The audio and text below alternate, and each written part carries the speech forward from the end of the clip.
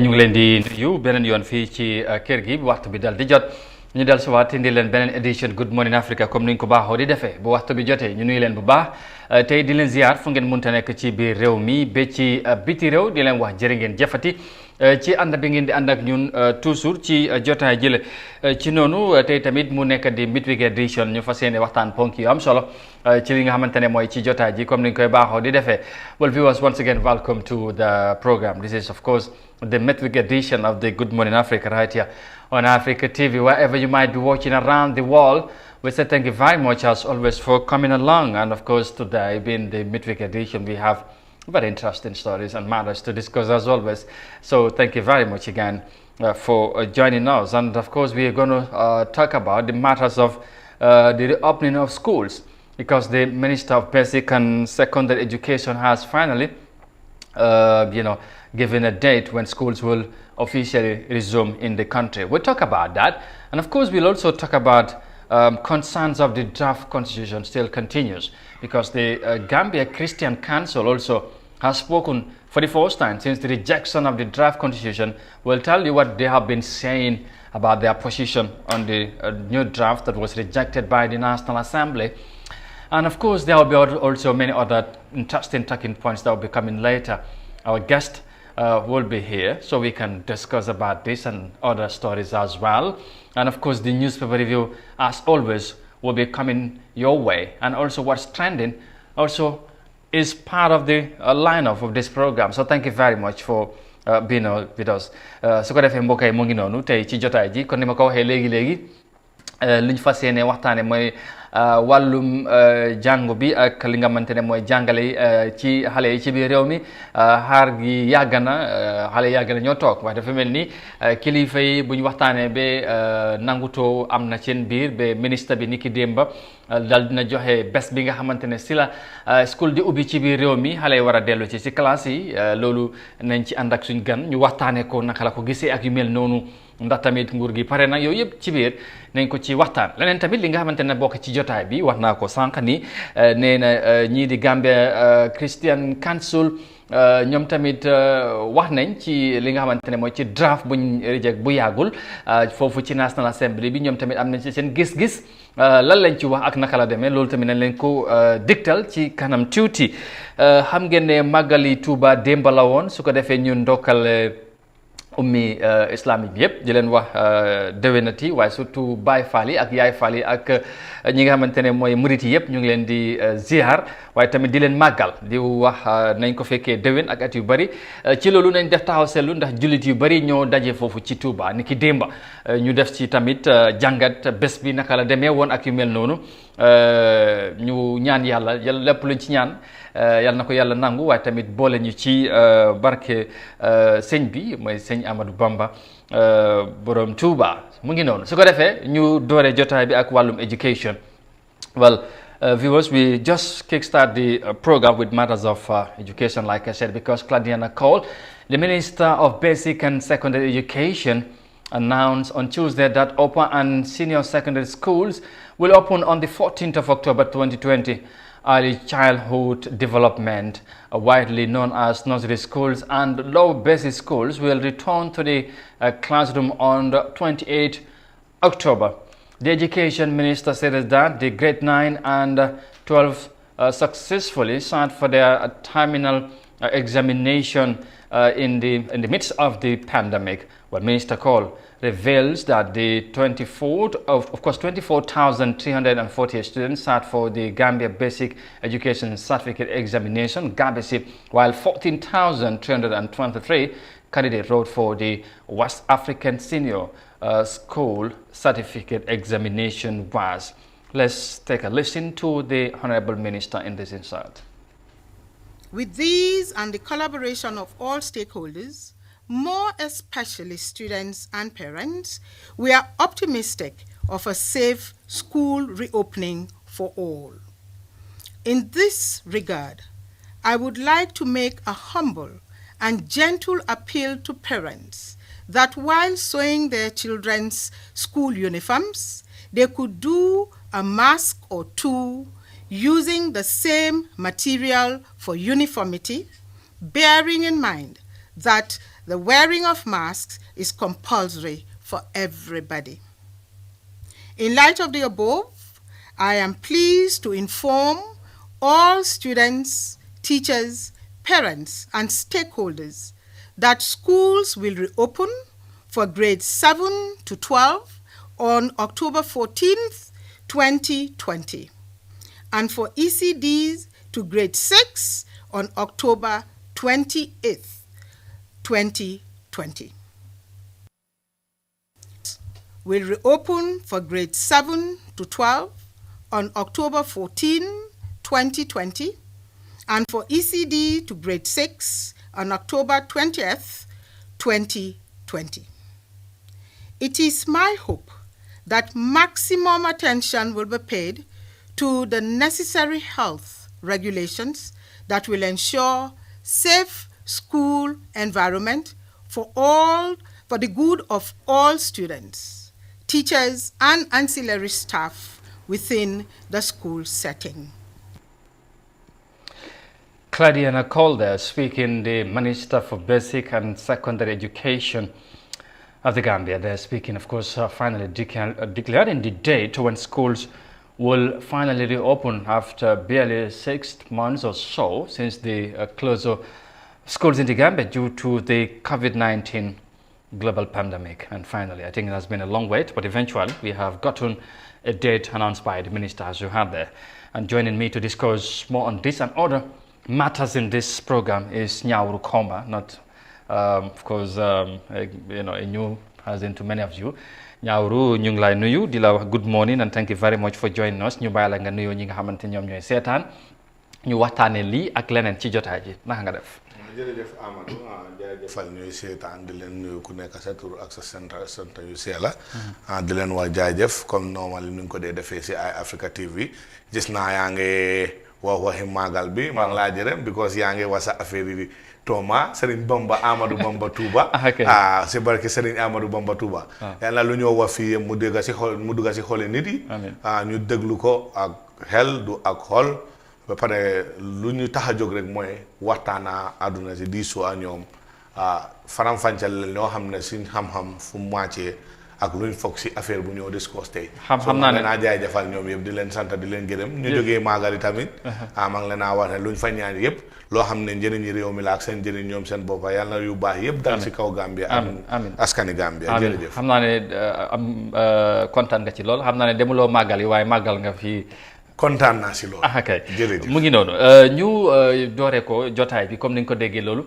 xaar gi yàgg na gis naa of course kilifa yu bari amoon nañ ay concerns di wax xale yàgg nañoo toog ba lu mujj a démb rek des ñu gis Gambia Teachers Union di wax ne of course dafa mel ni education crisis mu ngi doon ci lañ toll woon dafa mel ni ci yëf yi nu moo demee tey yow ban jàngat nga am ci message bi nga xamante ne nguur gi jël na ko through the Ministry of Education ñu ubbi school si. li ma si jàng mooy ne Amadou dama ko dee wax ba Gambia ñun suñ government bi sad state lañ nekk because loo gis ñu def rek xamal ne am na foo xam ne jooyatu mbébét bi dafa am fu mu dee commencé waaw they just do things under pressure. Under pressure lii gis nga li pressure la. gis naa ko pressure la because xam nga ne school yaa ngi tëj juróom-ñaari weer ak lu ci tegu. state of public emergency foog naa ëpp na 100 and something days. ñu ngi ko gis si réew mi fii. gis nañ curfew bi dugal nañ ko 42 days ñu ngi loo dugal nit yi si biir néeg yi 10 o'clock si guddi. gis nañ loolu yëpp ñu ngi toogaa gisaat président bi ak mbootaayam bi ñoom violate all those regulations. so amuloo beneen option doo mën a joxeyaat beneen excuse lu dul ubbi school yi.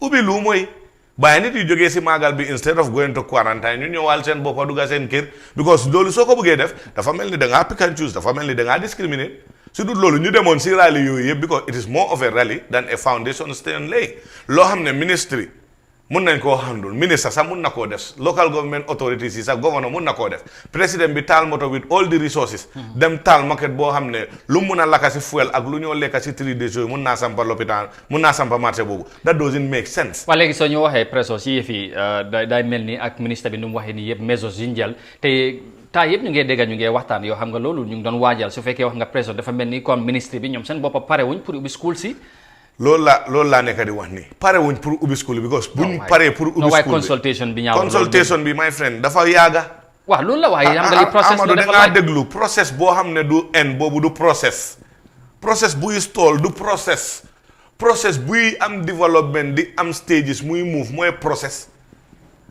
su nekkee at least then start from the senior secondary school or from the tertiary institution yi ñu ubbi leen ñu mun a understand ne process commencé na waaye all the institution from the highest level of education yaa ngi ko doon tëj yow nga ne process 2 months 3 months yaa ngi toog xaaral nañu waxante dëgg Amadou ñu ngi toog ñu ngi waxtaan yoo xam ne li nekk pour Gambie ñii waxtaan nuñ lu xew moo waral bàyyi foo school dina ubbi mooy lan moo xew doo mun a aaye nit yi toog leen seen kër président di boobu si boppam di oote ndaje du am social distance du respect any WHO guideline du respect any ministry of health guidelines ak moom si boppam state of emergency respect guñ ko soo fu mu nekka ni soo ootee nit yi yow yaa ngi bëgg a dugal politique ci yëf yi ñaawar non xam nga fii xarama wala amal aduna bi fii diine sa politique la ma wala ndu nga understand ko aduna ñun suñ dunda bi dara doo si mun a wax fekk politique boo ko lii du politique ma ne président bi moo ñu aaye ñun ñu génn ñu dem school because of social distancing waaye dafa am reason mu tax ñu aaye nit ñi léegi reason boobu ci coobare am nag moo tax yoo xam nga loolu bii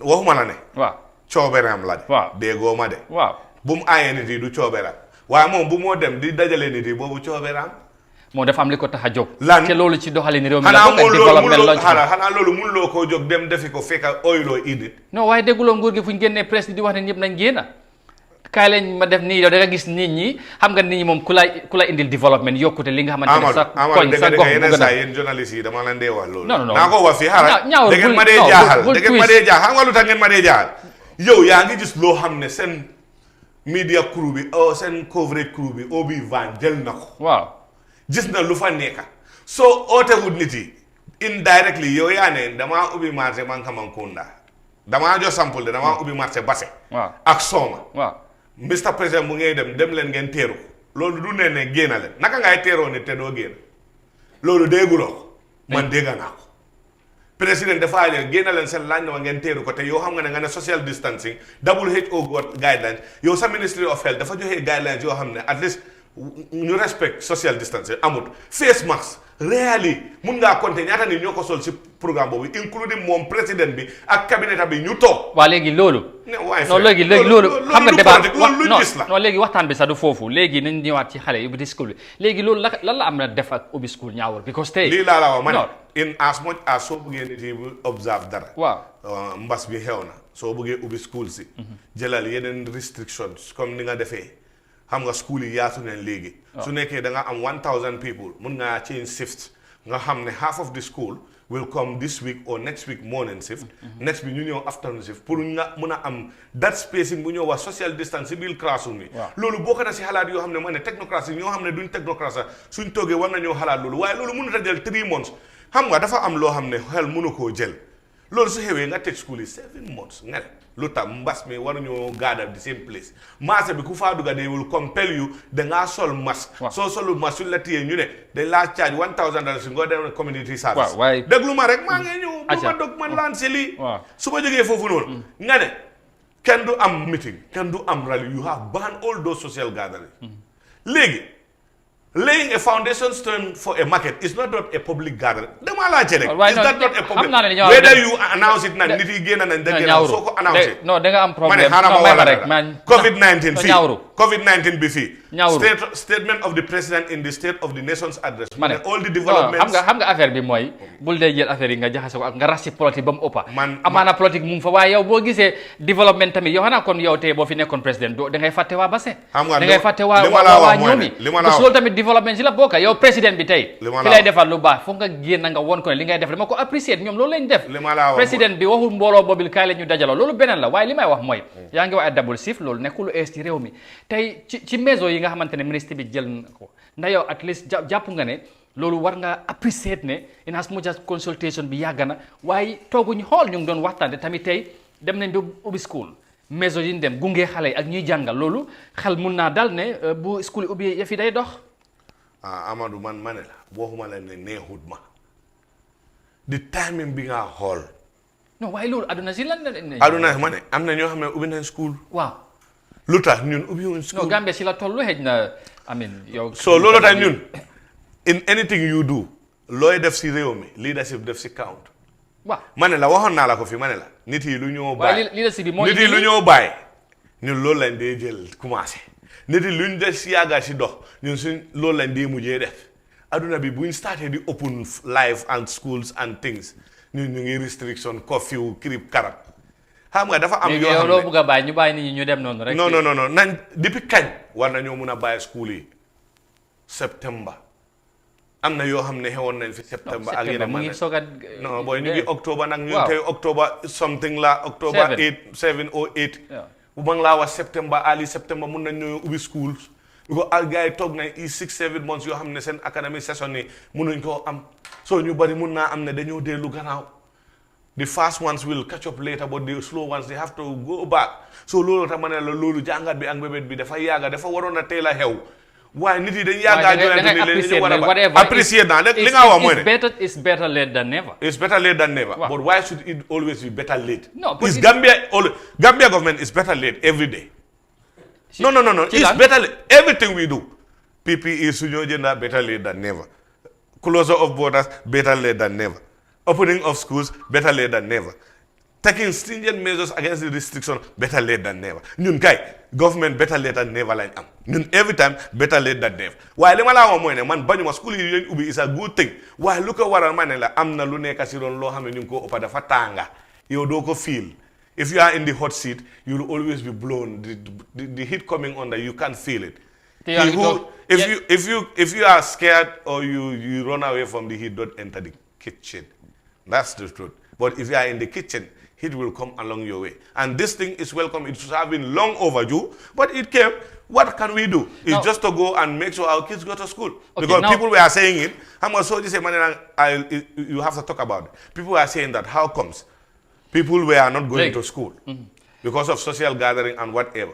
Suddenly we just saw a big social gathering, courtesy of Mr. Okay, loolu President. léegi ñaawro li nga non li nga wax ni yëpp xam naa ne yow wax naa la ne wàññi politique bi waaye garaawul léegi ci yëf yi tamit ndax foog noonu in as much as ne bëgg nañu bi school si war nañ tamit bàyyi xel ne mbas mi mu ngi fi jógewuñ fi ñu ngi wax sol face mask ak yooyu waaye gis nañ yeneen réew yi mbas mi fu mu dooree Covid fu mu dooree dafa mel ni second wave mu ngee ñëwaat affaire yi mu ngee ñëwaat te bu naa mu yegg si waat fii comme ni moo xew right now est-ce que foog loolu tamit war nañ ñoo defaat bàyyi xel sóoraale loolu tamit as a concern because I mean kenn xamul suba lan mooy xew loolu tamit beneen affaire la xëy na moo taxoon sa consultation bi di yàgg ak yu mel noonu loolu tamit war ngaa xam ne ñoom ay kilifa su ko defee loolu tamit foog ñu sóoraale loolu. Amadou jërëjëf yow sa xalaat baax na yow ni nga dee xalaatee xalaat noonu la war a demee waaye dama laa wax mooy ne dama dee am surprise all the time wax nga dëgga second wave bi def dee laal ñu bëri. Why is the Gambia léegi who should be prepared for that wave? Who should take the lead in preparing for the wave? Is it not the government? It's everybody, but who should take the lead? Now you're because you cannot restrict me. You can't restrict me in my house. It's the government directive that can do that. Yeah.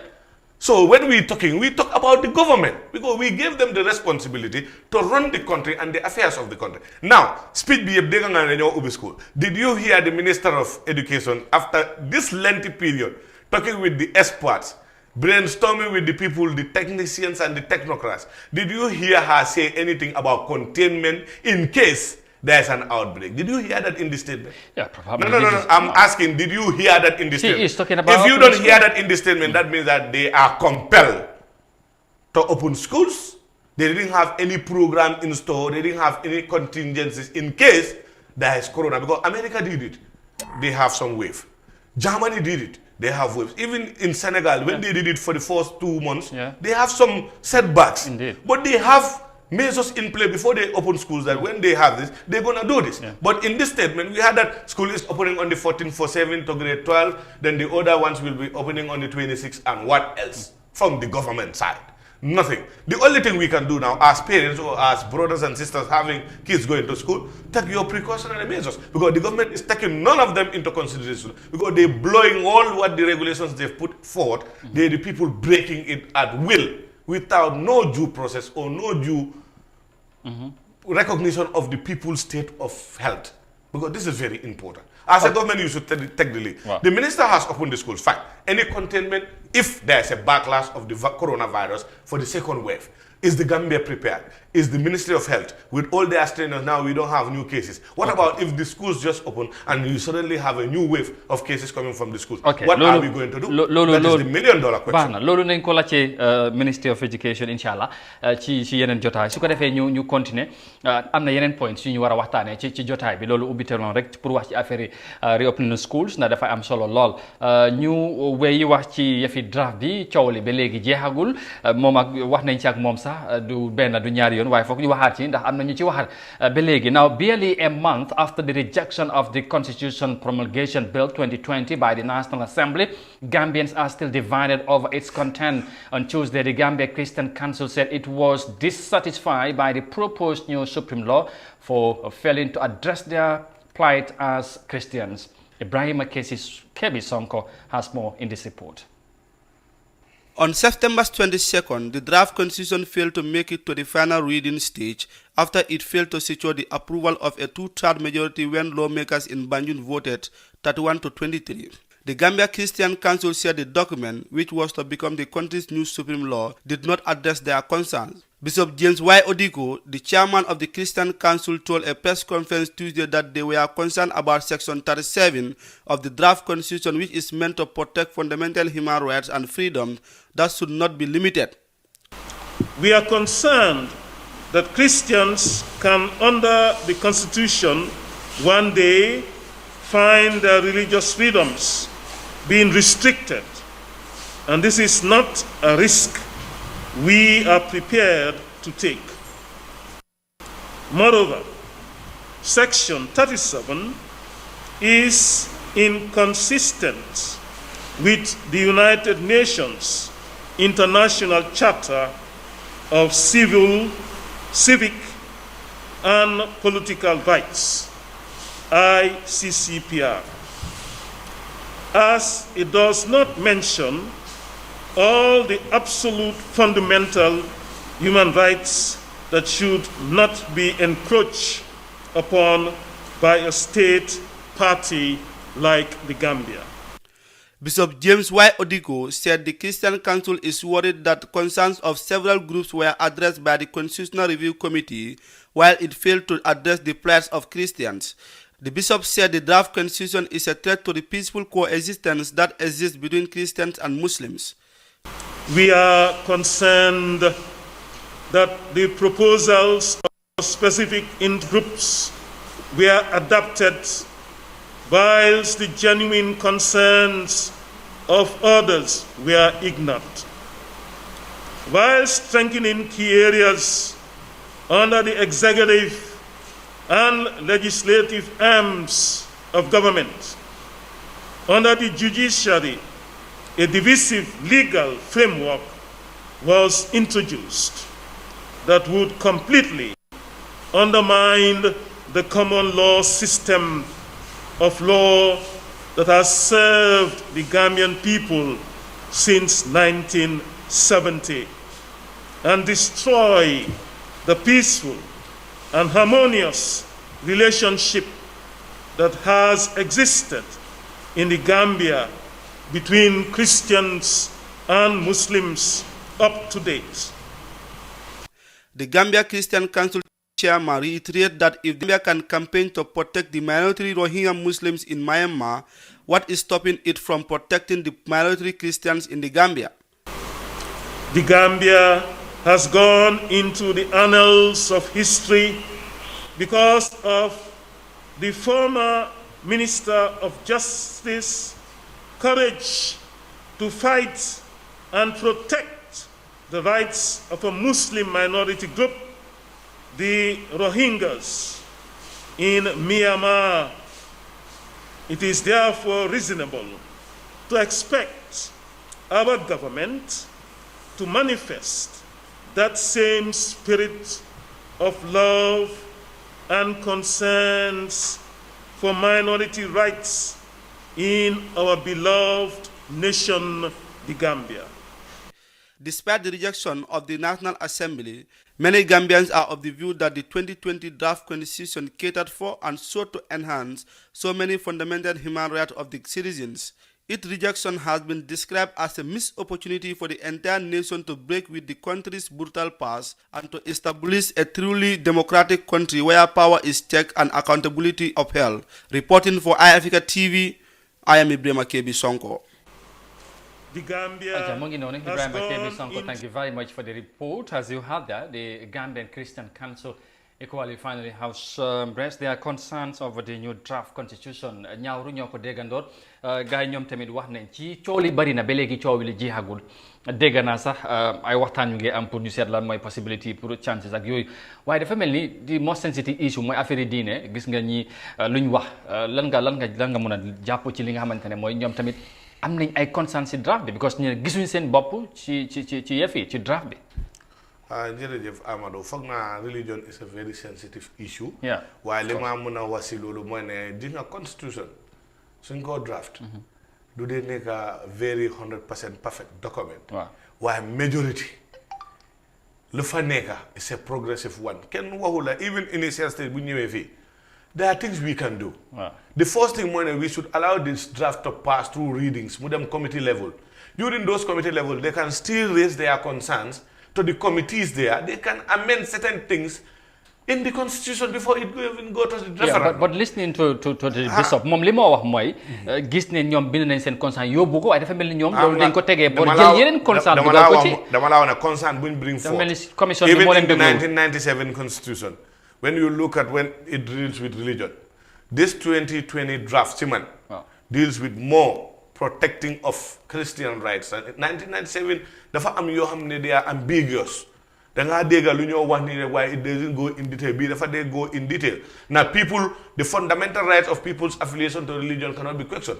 Xam nga secularism mooy word boo xam ne people were even fighting for it in the constitution but they reframe it back ñu dugal ko si constitution bi ñëpp am nañ mandate bi am nañ freedom bi pour bokka si mbootaay buñ bugg a bokka ak practice religion. non waaye da ngay xam nga yow li ngay wax nii yow xam nga ne ñu mel ni comme ñoom bisam ak ñeneen jàng nañ xam nañ te riit nañ waaye soo gisee ñu ne may ma ñëw soo gisee yow li nga explain yi xam nañ ko gis nañ ko waaye su demee ba ñu ne seen xel dalul ci yëf yi am nañ seen concern because nee nañ yemuñ ci yooyu dañ binda yóbbu waaye dafa mel ni seen concern yuñ wax dañ ko tegee boo amin loolu te dafa mel ni luñ nekk minority ci ñoom moo tax ñu bañ leen association bind nañ waaw many civil society organisation bind nañ waaye duñ mun a jël yow sa binda bi yëpp ñu dugal ko nañ waxante dëgg binda bu nekk am na luñ see jël ñu dugal waaye mënuñoo jël kenn yow sa binda bi yëpp kon book bi fan la mooy am xanaa dafa ema studio ay Africa bii nii ku nekk soo bindee rek ñu binda ko ñu teg ko si book bi xanaa book bi ñaata pages la moo nekk it becomes that book it become big. non waaye su fekkee ñoom seen main concern su fekkee dugaluñ ko fa. no now their main concern I think as a religion. protection lañ bëgg they have protection. and assurance. Who said Christians have no right to perform their religion? No, nobody said that. It was not in the draft. Even in the 1997 constitution, it wasn't there, but they had concerns and it is clearly spelled that you have the right to religion. Any religion. Wow. It's in the draft, not so? Yes. Christianity, Muslims, they are part of religions and other faiths. Don't you think you have right to that? Don't you think the commission could have done justice? That's why I said, and then, at this moment, it's like crying over spilled milk. All this that we're talking about, even their concern, could have been raised again, not even in the plenary, but at the committee level in the National Assembly. If the bill had passed the second reading, the bill should have passed the second reading, third reading, the committee level, then amendments will be done. Okay, finally. And you had the chairman of the CRRC. I want us to move on.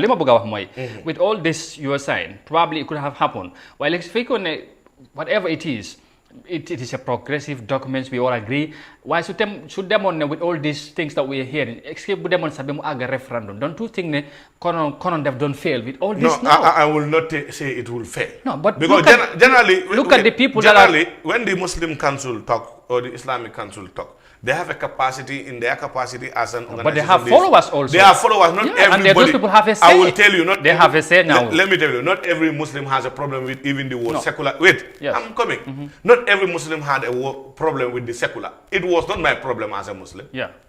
Not every also Christian has a problem with what the bishop is But complaining. I'm not saying, the majority No, have concerns. there's- This is what you have to understand now. now I want you to understand Yeah. something. We'll move on. If we come to a particular bill, Just fine the then, yeah. people responsible, like the National Assembly, they rejected it. Does that mean that the majority rejected it? No, it is the law that a certain percentage should be acquired in passing the bill. But the majority approve it, the minority got their way. Okay. So this is how it goes. ba ñu dem Tuba léegi. Waaw ñu dem si Magal. waaw ñu dem Magal. Jërëjëf. ñu dem Tuba ñëwaat jërëjëf su ko defee ñu continuer wa dem ci wax ci Magal bi den ñu ñëwaat tamit wax ci leneen. Now hundreds of thousands of people on Tuesday descended at the Senegalese city of Tuba to celebrate the life of the founder of Muridi Lai sect, Sheikh Ahmadou Bamba, amid concerns of the possible outbreak of a new wave of the coronavirus in the Senegalese region. And let's have more details of that in this report. Despite the global coronavirus pandemic still restricting movements and social gatherings, pilgrims flooded the holy city of Tuba, where about 1 million people are already resident. With coronavirus ravaging Senegal, the country has so far recorded 15,000 cases, of which 12,000 recovered and 312 died. The Tuba pilgrims rest their hopes in God for protection from the pandemic. If you believe in God, you shall not fear the coronavirus. You shall only fear God. He brought the pandemic here. We came here with our faith and a big heart. We are really proud of that. The annual gathering brings together more than 4 million Muslim followers of the late Sheikh from West Africa and other parts of the world. One pilgrim concerned with the spread of the coronavirus said people in the city should follow the guidelines against the virus, but it will not stop people from living their lives. We have to follow the instructions that God gave to us, the Muslim people, in particular the Murids. We shall respect the measures and keep on living. We cannot pause our lives because of it. It is something God spread on the planet, and we have to entrust our Creator. Fears have been raised about the possibility of a new outbreak of the coronavirus as millions converge at the city of Tuba. On Sunday, the Gambia government said in a statement that it was discouraging intending pilgrims from attending the grand celebrations in honor of the Sheikh. But the weak implementation of border control means the government can't stop pilgrims from leaving Gambia for Senegal. Reporting for iAfrica News, I am Mariama Cham.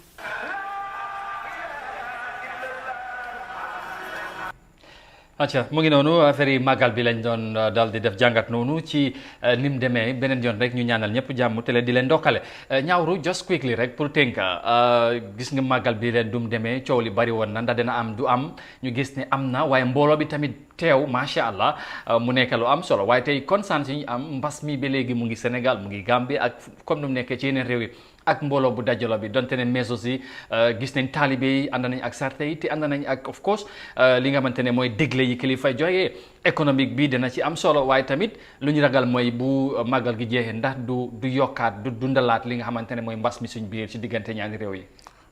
foog naa ne comme gathering bi nu mel nii. wante ne mun a xalaat ne mun naa am waaye comme gars yi luñ gëm xam nga. lu nekk cycle la. waaw gars yi dañ gëm ne. Definitely we are living with the corona so warula mun a tere ngay def sa religious practice yi ak li nga gëm ñoom tamit buñ demee foofu ñaan nañ si barke Seex Ibra Faal borom ndigal ak yeneen seex yu fa nekka foog naa ne ñaan boobu noonu yàlla yàlla nangu ñaan bi waaye nit yi ak borom bés bi Serigne Ahmadou Bamba ne affaire bi mbas bi nañ ko ñaan ñun julit lañ dafa am luñ gëm ñaan rek moo mun a génnee lu fi ne yàlla si boppam dafa jealously guard religion am moom moo ko dee protect te bugga na ku ko ñaan di ñaan si moom di ko ñaan lum la mën a may yal nañu yàlla musal si second wave waaye dafa mel ni lii nii diine lañ toppa comme ni ma la ko waxee su ma la ko waxee saa yu nekk nga ne ma ñii diine lañ toppa ñu ngi toppa yàlla waaye am na ñoo xam ne at least nga gis ne affaire bi maagal bi bari na nit ña waaye toppa nañ si so ku nekk na sol masque. waaw loolu moom masque bi bari na Tuuba sëñ bi moo wane exemple wax te ñoom dañoo wëyee tamit def ko wane sax amu ci wax ndax ku moo dalal moom dafay sol masque. soo léegi gis nga ne te xam nga murid ndigal. waaw léegi lii laa wax. waaw murid ndigal waaw taalibe da ngaa toppa sa sëriñ waaw te yow taalibe da ngaa tarbiyu si sa sëriñ soo ku toppa tarbiyu ak ndigal lan nga war a def sa patron lu def nga def loo tax ñu ne njiit foo nekk yaa xam politique yaa xam sëriñ nga da nga war a jiitu si li nga wax nit yi gom ne yow sëriñ bi bu mu waxee ne nañ sol masque moom moo koy njëkkaa sol melul ne comme suñ bul dugga ci yooyu ñaaw suñ kankuram buñ fi am dugga National Assembly wéyal ma sax nga ne doo sol because of you are speaking for 1 hour maagal bi ak speak boobu bu gën a yàgga te sëriñ bi moo ko mag sëriñ bi moo mun naa am moo health complication waaye sol na ko lu xew Tuuba loo ko indee fii dama ko isi comparison laa def loolu kan moo ko aay yaanaa yéen ay Afrique da ngeen koo tere mu ngi noonu yow tamit man tamit xamaan la murit laa de man digal la man kay xam naa sa yaram mu ngi bugg a tànga sax waaw loolu la su ko defee ñu dem gannaaw loolu ñu wax ci leneen ñu wax ci ki nga xamante ne mooy new sports and of course youth and sports minister di Bakary Badji wala Bakary waaye Badji wax na for the first time bu gannaaw buñ ko tànnee ak léegi now we'll get to that now barely a week since his appointment as Minister for Youth and Sports. Honourable Bakary Badji spoke to the media for the first time, and guess which media it was that? And of course, it's your very own iAfrica TV at the sidelines of the just concluded President's visit to URR. And iAfrica TV's Omar Ahmad Toure begin by asking him what his plan is for the youth, and this is what he had to say. Oh yeah, I mean, we definitely should. The government already have its own plan, which is the National Development Plan.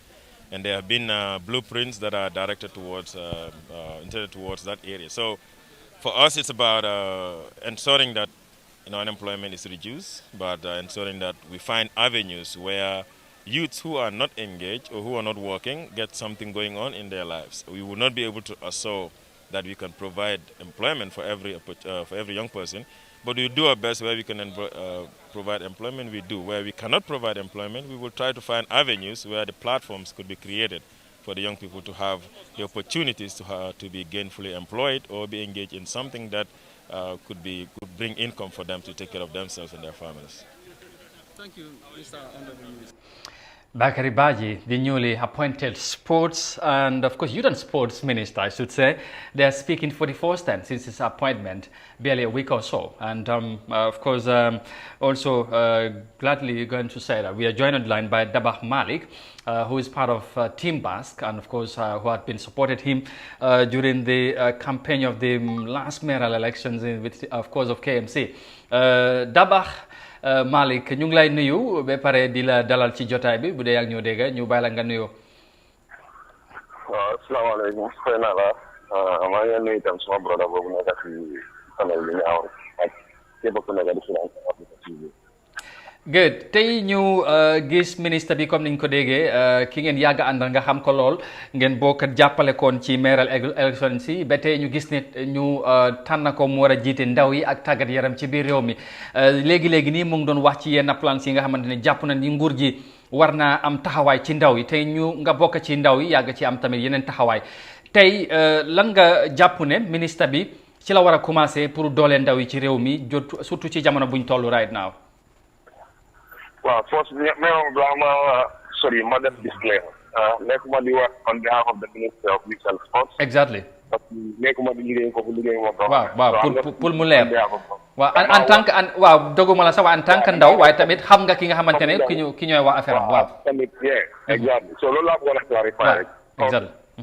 First man li ma foog ne like loolu moo war a nekk first move bu mu war a njëkk a def mooy try to gather every young person ñu ñëw together because ñu nangu ko ñu bañ ko division am na within young people understand te mënuñoo faj suñ soxla su nekkee ne nekkuñ benn understand nekka benn bi mooy ñu am benn ene mooy ki nga xam ne mooy yóbbu ndaw ñi kanam parce que suñ fàtte ne not long ago am na issue at the national youth council and youth council institution boo xam ne la daf di nekka pour represent the interest of young people understand so things like that man pour man si suma gis-gis loolu moo war a nekk force rôle am pour ñu ñëw naka la moo ite all young people ñu go into dialogue ñu check li nga xam ne ni moo nekk njëriñ pour ndaw ñi then mu door a mun a move parce que suñ amul benn xol amuñ benn yéene amuñ benn jubluwaay amuñ benn gis-gis bu mu mënee mun nañu active match.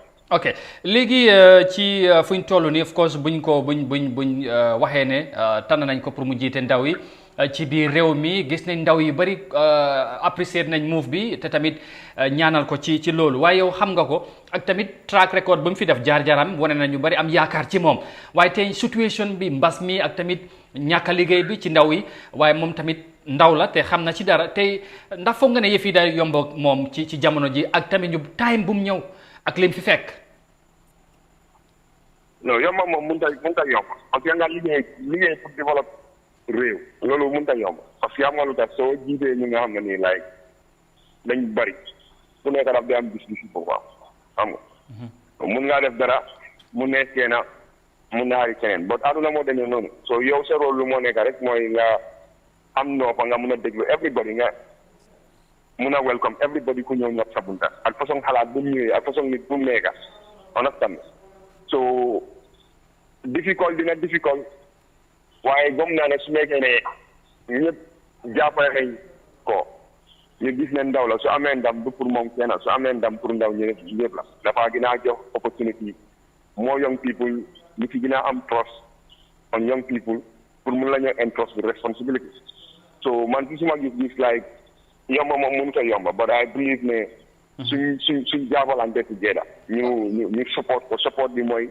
li fi jiitu mooy ñu wax ko dëgga understand waaw fu ñu gisee muy jaar fu nga xam ne nii du loolu ñu teg ko wax ko ne lii nekkul li nga xam ne nii eneen gën na kër understand ok so ñu bañ koo raay tamit di ko wax lu ko neex wala lu mu bëgg a dégg ak yooyu noonu parce que lu gën a important mooy nit ki soo ko bëggee dimbale wax ko lu nga xam ne nii mooy dëgga li nga xam ne nii yow soo fa nekkoon di nga ko def wax ko lu noonu so at the end of the day nag it's up to him ak technical team bi ñoom ñooy jël seen final say ñoom ñooy jël seen final decision of what to do in line with government and policy lan la towards young people so man loolu laa ci gis daal. ok ci loolu ba léegi sax Daba of course kon wax naa ko léegi nii Bakary Badji ñu bari am na yaakaar ci moom waaye ñu jàpp ne tamit nguur gi jamono ji jafe-jafe yi bari na te tamit ñu am na ñuy wax ne they are not on the right track ci ni ma ko mun a waxee ndax yow tey góom nga ne moom ak lim fi def yëf yi tamit yaakaar bu mu am ko dina ko mun a motal donte ne nga ne du métti waaye tamit ñu bari jàpp ne xëy na politique ak yu mel noonu moo tax ñu jël ko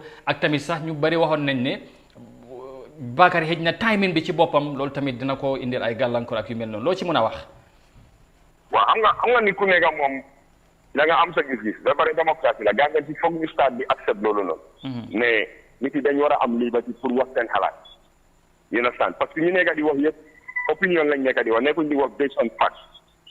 parce que tamit foog ñu différencier loolu man ma wax suma opinion doo si nekk de fact understand so ndax dina am ndam du am ndam loolu des na si yàlla moo ko yore waaye man gom naa ne ni ma ko xamee su nekkee ceeñut mu nekk Bakary bu ma xam te am naa yaakaar ne nekku nit kuy ceeñ parce que nit koo àndal over 18 years mosuloo gis ceeñ si moom xam nga waaw war ngaa mun a am yaakaar ne position bi mënul koo ceeñ ok ndax daf ko jël at the right time or at the wrong time man gisuma liggéeyal sa réew même su nekkee benn fan lañ la ko fal sax nga accept ko loolu wargali doomi réew bu nekk la parce que collectif la ñun ñëpp ñooy contribute towards lan mooy yóbbu Gambia kanam ba pare nit yi ñu fàtte ne government is a continuation you understand from 1965 am na ñu fa nekkoon waaw ñooñu bi ñu fa jógee am na ñeneen ñu ñëw te moom tamit dina fi génn keneen ñëwaat so man gisuma timing bi or whatever but like I said it's politics you understand so ci jamono politique lañ nekk ku nekk am na gis-gisam ku nekk am na lu mu ko analysé waaye man li ma gëm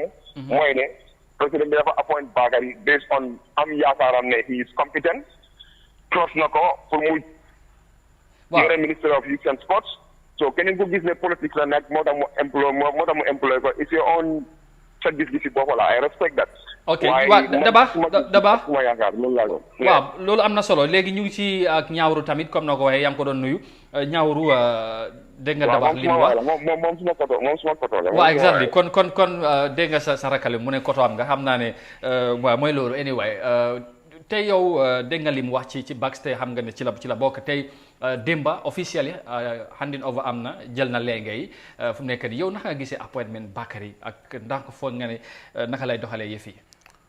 comme waxoon naa ko fii xam nga comme ni nga ko waxee man I will say Bakary is a good guy personnalité am kenn nekkul di ko question ak lu mel ci wàlli ndaw yi waaye li ma wax mooy ne man suma own advice moom suma rakala mu ñoom dañ dee toog di waxtaan di diisoo waaw waaye xam nga dañ ne nañ jàppale ndaw te ndaw yu bari ñoo fi nekka ñu jublu si yu baax so moom Daba wax na ko nañ dee put our political differences aside ñoo xam ne ñu jàppalu yóbbu réew mi su nekkee sax yow yaa kooku seen philosophie àndul waaye xam nga ne mu ngi si on the right track ñu dem waaye li maa eeda mooy ne technicien la moo he is more administrative he is a bureaucrat pour Gambia la bii la moo liggéeyal mu bañ rek nit bugg a koo use as a political tool fii nag dañ am tendency all great people fii ñu bëri dañ dee fall into that trap they have a very good track record they mean very good for the Gambia suñ duggee si système waaw man est-ce que foog nga ne dina nangu loolu man personally foguma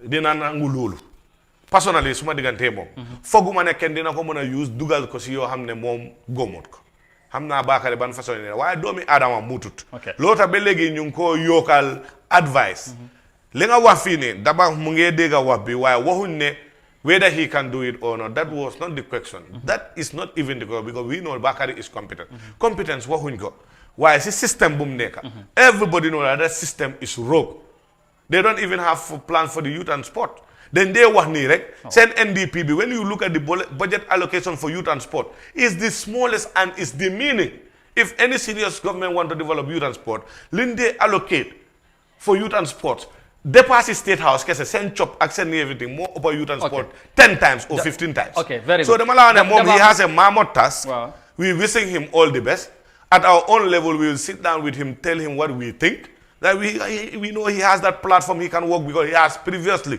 so that he can work with people from different so xoolee team Bakary they came from different political backgrounds am na ñoo xam ne ñu ngi si yeneen political parties waaye moom candidate bi bu mu génnee they all left what they were doing and they supported Bakary because they believed in him and still now the youth believe in him but the application of the system he is in he should be wary that nobody should use him as a political tool. jërëjëf Daba dinaa bëgg nga tontu ci loolu dégg nga la ñaawar lu mu wax waaye tamit dinaa ci boolaale beneen ma def ko 2 in 1 mooy da ngeen mitoon président Barrow team backs ñu bari jàpp ne da ngeen demoon lobby pour bëgg a mu jël Bakary as a ministre ak yu mel noonu bëgg naa nga leeral tamit foofu ak tamit nga tontuwaale ñaawar.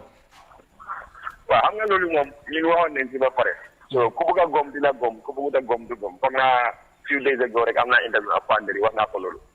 parce que wax naa ko ne moom ay na lu mu xam si team bi sax journaliste yu bëri xamuñ ko parce que moom daf ñu topp from way beginning bi most of meetings suñu daan dem ay 3 o'clock at night meetings yo Panderi used to be there so moom xam na lu bëri si team bi wax dëgg moo neex yàlla parce que man gisuma lu jax tax maay taxaw fii di wax nit ki loo xam ne nii nekkul dëgg understand nga ñun mosuñoo lobby te yàlla xam na ne buñ demee mit Barrow it was on TV dañ ko génnee live xam naa mu ngi YouTube so anybody can go there and see for yourself amul benn discussions buñ fa am boo xam ne nii it regards to pour mu appoint Bakary loolu amul yàlla rek moo tax man maay wax you understand ku nekk nag soo dee sa bànnal yaa faa nekk foog naa politique war naa passé jaral nit ki appointment bi ndax def leen betta kon appointment bi ndax def leen betta wala naka la waaw betta nañu bettul ni parce que su ma la waxee dëgg depuis last year man yaaga naa gis nit di bind Facebook mais Barrow dafa bëgg a appoint Bakary ministre you understand loolu ñun duñ ko jël as fact understand nga parce que ñun suñu team bi dañoo opéré mooy anything that does not come officially duñ ko dee jël free of understand nga parce que dama feel ne Barrow su waree appoint nit dina la call direct moo waxaa yow te loolu must happen with regards to mu call Bakary pour gars discuss about loolu si réflexion loolu amul understand nga ba pare président bi sax du la call dafa interrupt somebody who is gonna call you from the president's office you just take that proposal if you accept then they make it public te loolu moo happen for the past 2 weeks understand nga si la affaire bi door a ñëw officially so mu accept ko nag so ñun nga xam ne ñoo àndoon ak moom to be honest mënuñoo àndaa nit ki ba pare ñu jox ko appointment ñu ne duñ ko support dañoo taxaw ko ne dañ ko support si kaw dëgga because Bakary xam nañu understand nga man gisuma ragaluma pour taxaw ma wax ko dëgga understand nga su ma gisee muy def loo xam ne nii du same way nu ma criticiser another party noonu laa ko criticiser waaye li ma gëm mooy right now nii young party la like I always say muy Bakary muy Talib ndaw ñi dañ leen war a support ñu jàppale leen waaw loolu am na solo Daba Malick ñu waaw ñu gërëm la bu baax sant la jërëjëf ci loolu xam naa nañ yaatal waxtaan bi ci yeneen jotaay incha allah ñu mun a wax ci yeneen ndax dafay am solo ñu gërëm la sant la bu baax moom tamit ndaw bu am solo la ci biir réew mi taxawaayam bi ñëpp ñoo koy bàyyi xel moom Daba Malick bokk ci team Bax thank you very much all right waaw ñu jeexale ko gannaaw loolu ak wàllum of course jigéen yi ñoom tamit fa mel ni am na ndimbal foofu ci KMC ñu jeexale ko ak loolu laata ñu dem ci leneen. Now we'll move on finally to our last story, because the lack of access to storage facilities have always been a major problem for vegetable sellers in the Gambia. They have seen over time, year on year out, their produce perish due to the lack of storage. Now, more than 300 vegetable sellers at the Serekunda market are to benefit from a solar-powered cold storage facility funded by the British High Commission in the Gambia. Let's have more details of that in this report. These women are dancing in joy as a cold storage facility built by the Carnifing Municipal Council with support from the UK High Commission came to solve years of perishable good problems. They used ice cubes in the past to preserve their vegetables, but it didn't stop the spoilage. Shortly after the launch of the storage facility at the Serekunda market on Tuesday, the mayor of Carnifing, Talib Ahmed Bensouda, told Africa TV that his municipality sees the need to support vegetable sellers who are mainly women and breadwinners of their families.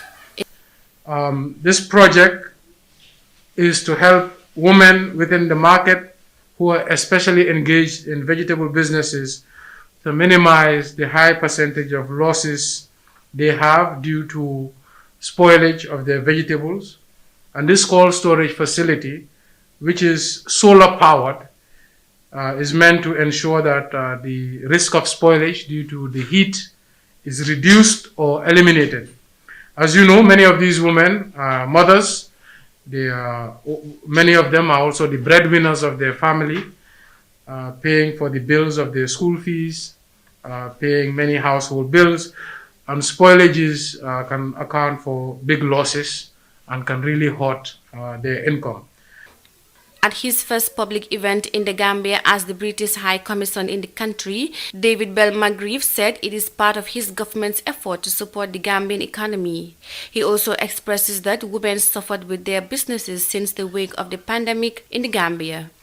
This project is a very innovative project. It is part of our response because we understand how hard it has been for the market women during this pandemic. We understand that you have lost business because of the pandemic, and this is part of my government's effort to help the economic recovery of the Gambia from this pandemic. The solar-powered cold facility was built at the tune of $615,800 and it is purely meant for storing vegetables, according to the contractor, Papa Sane. The low-cost solar-powered cold room is operated by solar and air conditioning units. It has shelves inside and it can handle up to about 40 crates of vegetables. It's meant for vegetables, yes. It's meant for vegetables, not fish? No, it's not meant for fish because it's not going to 0 degrees. To be able to store fish, you have to go below freezing point. That one will come later. This is not for normal temperature to be able to preserve vegetables, yes. The women representative and the president of the Serekunda market thanked the KMC for the storage, which will help women beneficiaries in maintaining their vegetables from spoilage. The cold storage will take up to 40 baskets of vegetables. It is solely powered by the solar system with the support of air conditioning to keep vegetables fresh. Reporting for Our African News, I am Mariama Cham.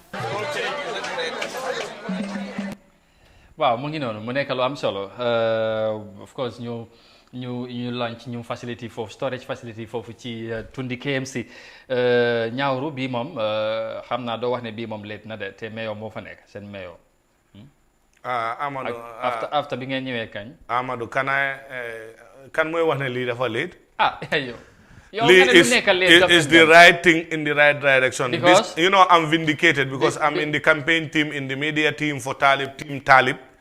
When we were debating with Dabaf Maling and the others and Team Bats. That's why you start campaigning against yesterday. I'm not campaigning against anybody. I'm saying, if the president did it, we will do it. This is the norm today. President bi su respecté loi. Where is the responsibility now? Where is the mayor's responsibility? Where is the mayor's responsibility? The mayor's responsibility is that the mayor doesn't own, the market is under the mayor. Wow. And the restriction of social gathering doesn't go to the market. The market is not restricted for public gathering. This program was in the market. Yes. And there is no social distancing in the market. There is no social gathering. There is no restriction on those things. Why doesn't the mayor? You are the attorney for Barrow and his government. Thank you. I will tell you that. While Malawafi, Marsebi Nila de Musamel, they overcrowd. Whether it's program or not, Marsebi Nila de Mel. Hamalula Sinaria, Tegabi Ag Fetabe, Duman Ma Feta, the Jigan Yobeg New Feta. Degal Limalawa. Limalawa Manamandama vindicate, I'm vindicated here, I'm happy because the 5-point development plan you tell me Kumase. The Sune could 100% Yepula achieve at the rate of 80%. 80%. KMC, wow. Because then you know, dumb side, then I go ragle. Ragle Fan. Dumb side. Nyawri ay tong fi nga lolu. Dumb side has a boho. Pono yengen yobu. Yo tamé pono yoyu. Den malawa pono yoyu was not our pono. Pono yoyu fo la nek way legi do fa gis pono. Yo harama wala ma ngi ñew. It's pono major initier launch your program nga is not. Harama explain la dara nga deg. Mané. Aduna ñu la ñun fi refuge collection wala waste collection du suñ problème bro. Dede man reyu ma de. Xana yo deko taw. Yo birikama nga nek. Birikama ñoo am problème mbalit.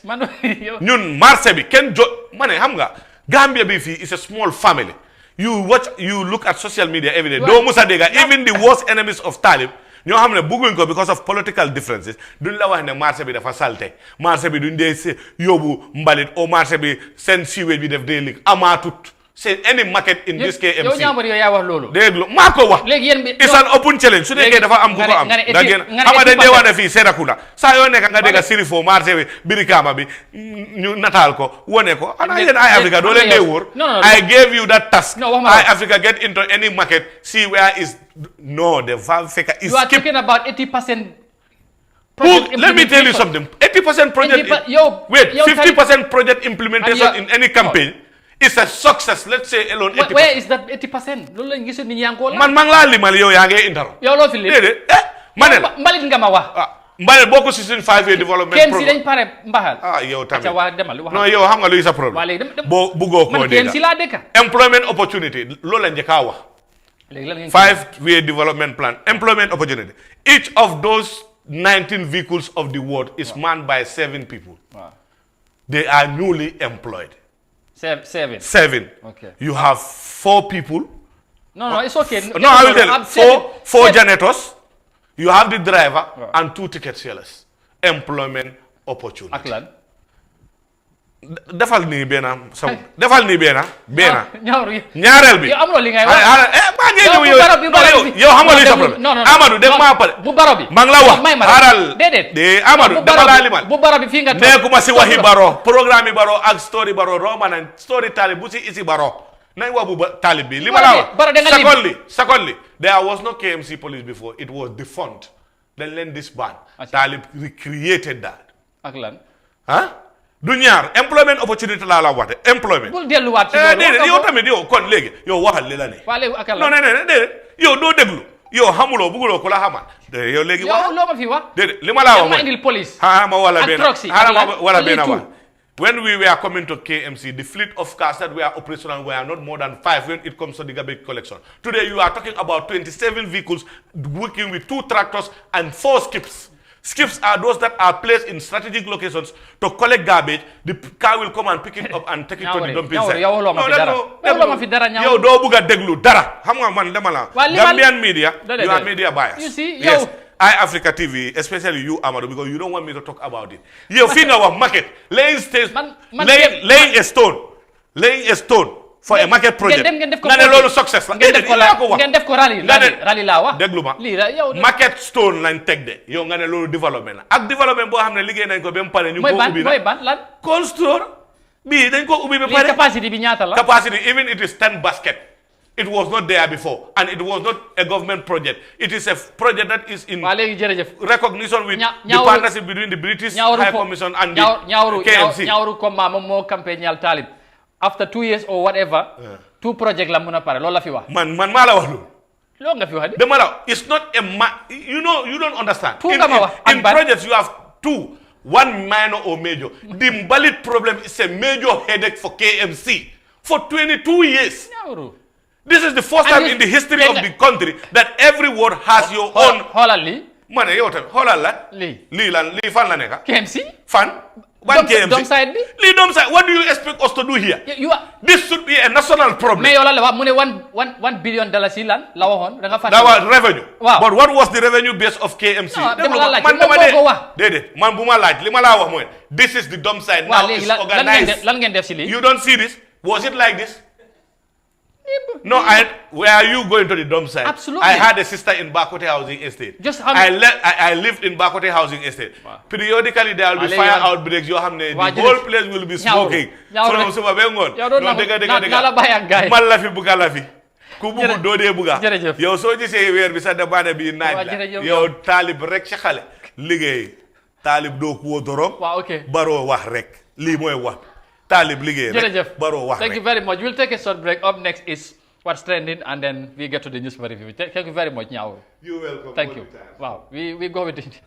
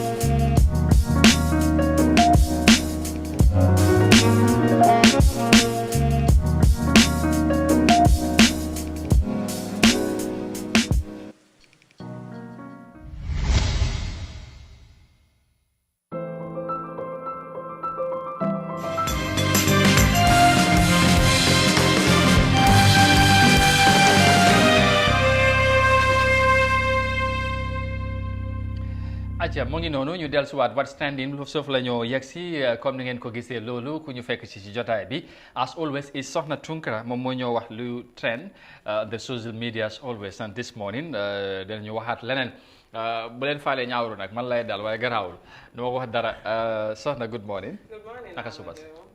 Suba sant yaa ngi cool ah. maa ngi fine. say lan nga amal kay te what's trending. So xam nga yesterday night Wow. the Ministry of Education announced that lower basic and secondary schools will open school immediately from finally. 14th of this month. Yeah. It's been almost like 8 months since schools were closed due to the surge in number of COVID-19 cases in the country and also globally as well. But since then, school-going children were left with no option than to attend the online classes that was facilitated by the Ministry of Education, that is the televised sessions and radio sessions that they facilitated for the students that are normal having their normal lectures or their normal sessions on school. Yeah. So then mountain pressures have been on the neck of the government since we have seen them violating some of the rules that they themselves stipulated, that is the measures that we are taking to at least. Violated, yeah. And we have seen that during the Hakala and the Barcelona of the foundation stone. There's been a lot of So a lot of people were complaining, saying that if they themselves violate those rules, then who are we not to go about in our normal life routines? So as we engage our social media commentators, I will read some of the comments that people say on Facebook. From Sanka Julas, he said, because pressure from the people, they want to hastily open without any measures in place.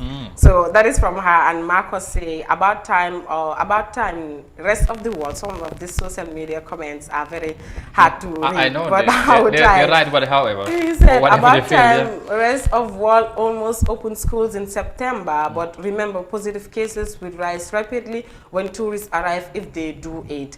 it is inevitable from what he says. And yesterday when I came here, people on social media also commented that they should open the tourism sector, but he's saying we should not open tourism sector because we have an increase in the number of COVID-19 cases if they do so.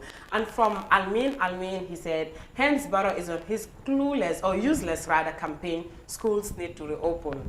And from Khadija Jallo, she's worried about the ministry not including tertiary educations, that the Mohas is not doing any step to make sure that tertiary students also return back to their normal classes. So that is what I have. Online classes are going they are doing online classes, but most of these tertiary institutions are not having online classes. For example, MAJAC students are not having online classes. Only UTG is having online classes right now. MDI and all of MDI, I have not heard of it. And the Gambia College. And lately they have also raised their concerns with regards to that schools to reopen or measures to be put in place so that they will also do something for their students and for their teachers as well.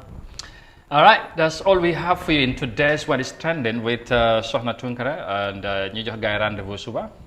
Inshallah, with another What's Trending. Merci beaucoup. Thank you so much. All right, thank you very much, and stay with us. We will be back with the newspaper review up next. Stay with us. We'll be back soon.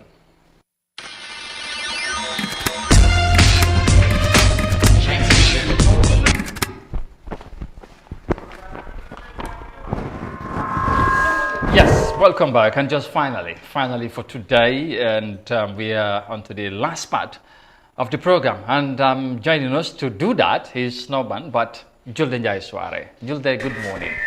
Good morning. Fine. Okay? Good. Alhamdulillah. maa ngi nuyu ñu nekk di seetaan rek fu waay munti rek rek si biir réew mi ak si bitim réew. This is the newspaper review. Comme noo ko waxee tey newspapers yu ñu am moo nekk Standard and of course the Point newspaper. ñu xool rek Standard newspaper ñoom lan lañ eewoo tey. Standard ñoom ñu ngi wax ne plans to resurrect draft constitution CRC are unlawful. Plans to resurrect draft without CRC are unlawful. That is my party. They are speaking. Schools reopen next Wednesday, and EU no longer funding economic. And Kande accuses Barrow of breaking COVID-19 rules. And finally, on the Standard newspaper, Christian Council urges government to get unbiased professional to revisit draft. These are the stories on the Standard newspaper. New Hall. The plans to resurrect draft without CRC are unlawful, and a former special advisor to President Adama Barrow has said that the government's plans to appoint an independent body of stakeholders to review the draft constitution is unconstitutional and could spark massive political uncertainty. Minister of Justice Dauda Jallo recently told an online media platform that the government is now planning to resurrect the draft by appointing an independent body that will be tasked with the responsibility of ensuring there is a common ground. Detail of that on the Standard newspaper. So dafa melni coowal draft bi legi jeexul ah. So mu ngi wax ne appointing independent body it's unlawful. Mu ne the state when they appoint it, it cannot be independent. It will dance to the tune of the state. Moom loolu la wax. Kon boobu affaire la may xam na ci dara parce que xam-xamam dafa màcc ci loolu su ko defee ne xaw ma nguur gi moom naka lañ ko gisee ak mel noonu tay tamit affaire bi daal mu ngi noonu ñu bàyyi leen ko daal ngeen wax ci wala ngeen am na ngeen ko gisee waaw gannaaw loolu ñu xool si EU no longer funding economic kii loolu EU ambassador bi moo ko nekk di wax. The European Union ambassador in the Gambia Attila Laios has disclosed that the EU has since March stopped funding the West African troops stationed in the country. The European Union entirely funded all the mandate of the economic forces from the beginning in 2017 until end of March this year. So since April, we are not contributing into the mandate of the economic forces simply because ECOWAS headquarters did not approach the European Union with a funding request, he told the Standard. European Union ambassador bi moom mu ngi wax ne ñoom nekkuñ di fund léegi economic xam nañ ne léegi government of the Gambia dañ request for a 6 months extension of the economic forces waaye moom ñoom ñu ngi wax ne dañ stop fund economic guys and mandate bi in the country since March. Wow, interesting. Mu ngi noonu su ko defee te loolu la gars yi indi ci newspaper si xibaar yi moom am na solo. Julde léegi ñu dem si Point newspaper ñu xool lan moo nekk seen main headlines yi Point ñu ngi wax ne 13 backway smugglers arrested in joint operations and Christians express disagreement with draft constitution and GDC condemns Barrow for gathering crowds, and finally schools reopen on October 14. These are the stories on the Point newspaper. We look at the 13 backway smugglers arrested in joint operations and an operation headed by operatives of the State Intelligence Services in collaboration with the Illegal Migration Unit of Bara Immigration have arrested 13 backway smugglers, mainly boat captains, as the fight against the backway syndrome intensifies. The Point has been reliably informed. The suspects, mainly Senegalese, are currently under custody as investigation into the matter deepens. Detail of that on the Point newspaper. Interesting. 13 of them ñoom lañ téye fu mu nekk nii immigration department ñu ne ñoom daal Bagwe lañ bëggoon na dem. te most of them are Senegalese. waaw loolu moom affaire la parce que xam nga lii moom nekkul lu es ci réew mi ak yu mel noonu affaire Bagwe ak yu mel noonu ci xewoon tamit bu yàggul xam nga ne boot bi ndaw yu bari jóge woon na fi di dem ci tugal ñu gis baara ñu ndaw yu bari ñàkkoon seen bakkeen ci loolu am na ñu ne ñi dem ñëwaat ba léegi yëf yi mu ngi metti ak yu mel noonu so beneen affaire la daal waaw foog naa ne war nañ cee def dara xawma daal yëf yi naka lay demee waaye mu ngi noonu daal. Especially this COVID-19 pandemic. Definitely. Dafa nekkal lu doy waar. With that, we move on to the last story on the Point newspaper. GDC condemns Barrow for gathering crowds. The Gambia Democratic Congress has strongly condemned President Adama Barrow for gathering crowds around the country. In a press release issued by Mama Kande, the party's Secretary General, GDC accused Mr.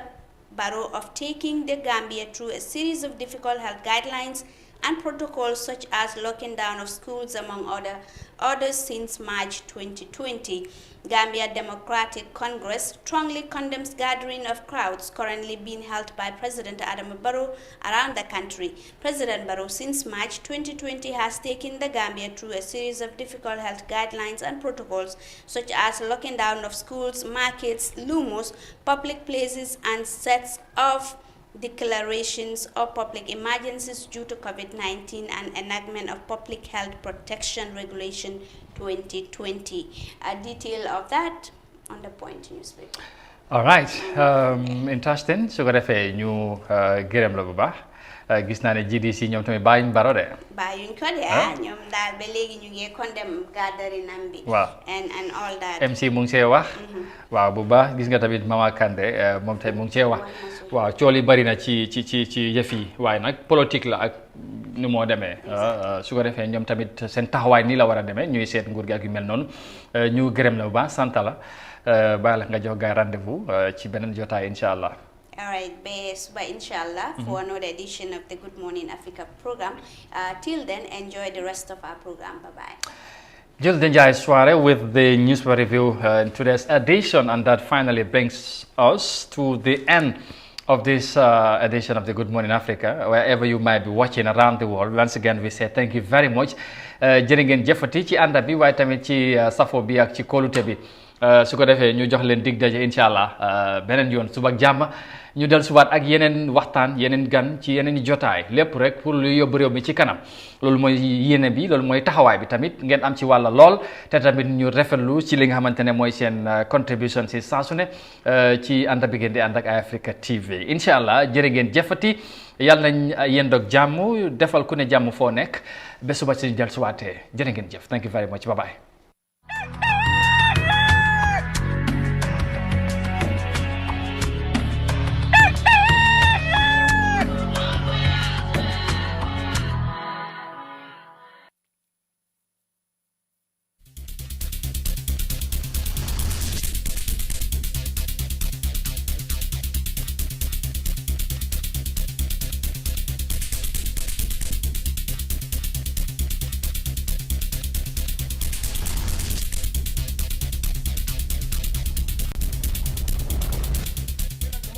baax sax si ñëw bi nga ñëw seet si suma tabax gi kontaan naa ci trop. maa gën a kontaan bi ma ñëwee fekk sa tabax bi toll fii waaye nag man kontaanuma ci sama kër gi man. lu xew.